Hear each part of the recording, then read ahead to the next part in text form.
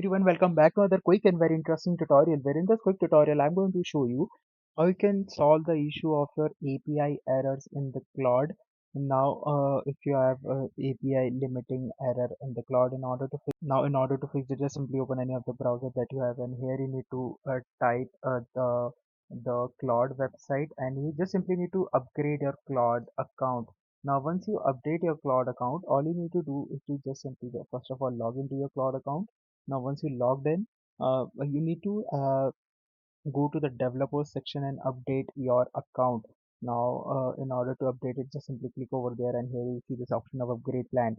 Now from here you can select any other plan, and it will give you a higher usage limit of APIs, and if you get the pro plan, it will cost you something around 17 USD per month, and it will simply solve your issues of your API limit that is being reached very quickly. Alright, so that's it for this tutorial. I hope this video will be helpful for you. Make sure to hit the like button and subscribe button for more such helpful and interesting tutorials. See you in the next one. Take care.